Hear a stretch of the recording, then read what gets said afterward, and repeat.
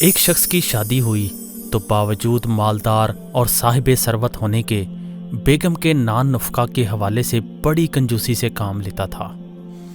کھانے پینے کے حوالے سے موصوف کو دال کے علاوہ کوئی اور کھانا سوچتا ہی نہیں تھا۔ خود تو دال پر گزارا کرتا، ساتھ میں بیگم کو بھی اسی ایک سالن پر گزارا کرنے پر مجبور کر دیا۔ تنگ آ کر جب کبھی بیوی دال کے علاوہ کچھ اور سبزی گوشت لانے کا کہتی تو جواباً بری طرح ڈانٹ ڈپٹ کر خاموش کروا دیتا اور دال کے فوائد گنوانا شروع کر دیتا۔ ایک دن بیوی اپنے مائکے گئی تو اس کے بھائیوں نے بہن کے اترے چہرے، پھیکی پڑتی رنگت اور نقاہت زدہ جسم کو دیکھ کر اندازہ لگایا کہ بہن خوش نہیں ہے۔ وجہ دریافت کرنے پر پہلے پہل تو بہن نے بات ٹالنا چاہی، مگر بھائیوں کے اصرار پر شوہر کی کنجوسی اور دال کا قصہ سنا ڈالا۔ بھائیوں نے کہا کہ اس کا معاملہ ہم پر چھوڑ دو، بس یہ نیند کی گولی لے جا کر اس کے کھانے میں ڈال دینا۔ بہن نے واپس گھر آ کر شوہر کے لیے اس کی من پسند ڈش یعنی دال بنائی اور وہ نیند کی گولی اس کے سالن میں ڈال کر اسے کھلا دی۔ اب شوہر جیسے ہی نیند کی گہری وادیوں میں اترا تو عورت کے بھائیوں نے آ کر پہلے اسے کفن میں لپیٹا، پھر اس کی چارپائی ایک اندھیرے تاریک کمرے میں لے گئے۔ جیسے ہی وہ نیند کی وادیوں کی سیر سے واپس آیا تو اپنے آپ کو کفن میں ملفوف پا کر سمجھا کہ شاید اس کی موت ہو چکی ہے۔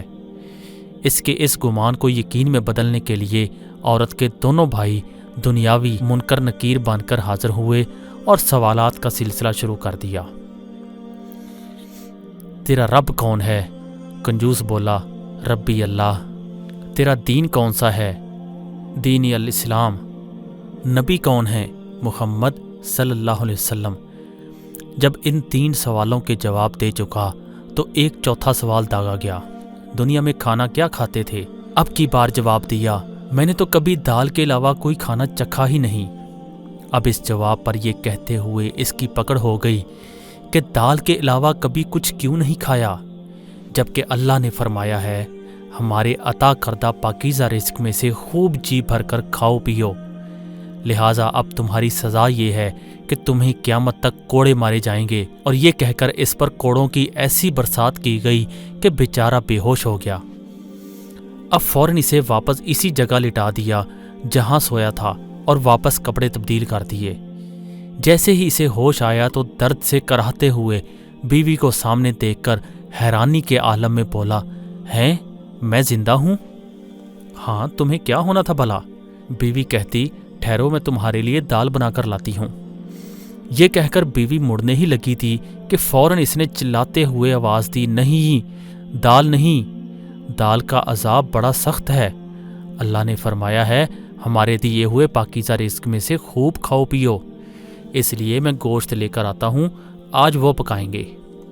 کچھ لوگ مال و دولت ہونے کے باوجود اس کو خرچ نہیں کرتے، نہ اپنی ذات پر نہ کسی کی ذات پر، جبکہ اسلام ذخیرہ اندوزی کو بالکل پسند نہیں کرتا، بلکہ بار بار یہی تلقین کرتا ہے کہ رزق اللہ کے ہاتھ میں ہے، جو میسر ہے اس پر مطمئن ہو کر کل کی توکل اللہ پر رکھیں، وہ بہترین رازق ہے۔